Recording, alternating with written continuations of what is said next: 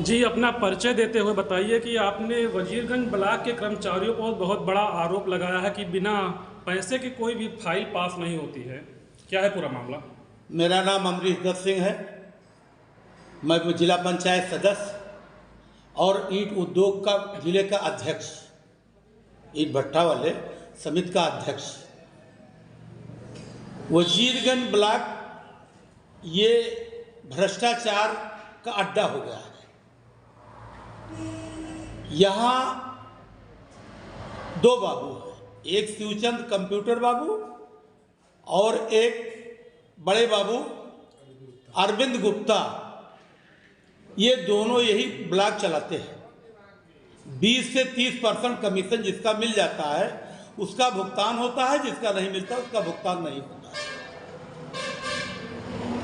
हमारे पास कम से कम कल 20 प्रधान रात को आए, 20-30 प्रधान कम से कम मेरे पास आए और वो अपनी पीड़ा लेकर के आए थे हमारे पास कि भैया हमारा पेमेंट नहीं हुआ, हमने पूरा पैसा दिया था 30%, किसी ने कहा 20% दिया है, किसी ने कहा 30% दिया है और भुगतान नहीं हुआ।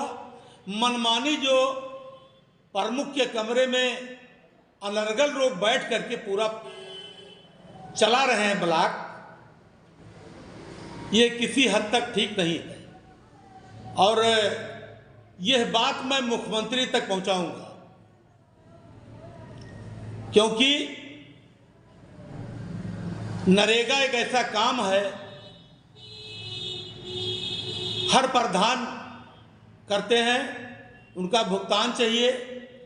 मनमानी यहाँ जिसका भुगतान वो चाहेंगे, कमरे वाले जिस कमरे में बैठते हैं वो चाहेंगे उनका होगा, जो चाहेंगे नहीं होगा।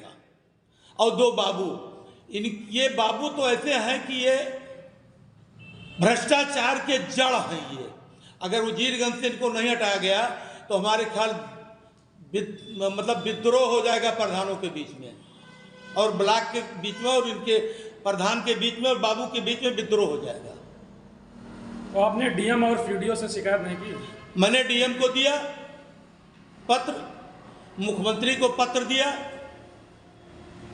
कमिश्नर को पत्र दिया, सीडीओ साहब से मैं व्यक्तिगत मिला था, मैंने पत्र नहीं दिया। कल तारीख 15 तारीख 11 बजे मैं सीडीओ साहब से जाकर मिला, उन्होंने आश्वासन दिया कि जाइए भुगतान सबका होगा, जो सही होगा। हमने कहा सर 2 बार मैं घूम कर गया, सीडीओ साहब ने मेरी बात बहुत अच्छी बात सुनी, उन्होंने मेरी बात सुनी, उन्होंने कहा ठीक है बिल्कुल न्याय होगा। और जिसका पेमेंट भी हुआ उसमें 90% ऐसे हैं जहां एक ईंटा एक बालू नहीं रखा गया है और फर्जी तरीके से भुगतान हो गया है। इसकी तत्काल जांच कराई जाए और बाबू को निलंबित किया जाए। भाजपा के आप पुराने नेता हैं और जो ब्लॉक प्रमुख प्रतिनिधि हैं वो भी भाजपा के ही नेता हैं, तो आप लोग उन्हीं पे आरोप लगा रहे हैं अपनी पार्टी की?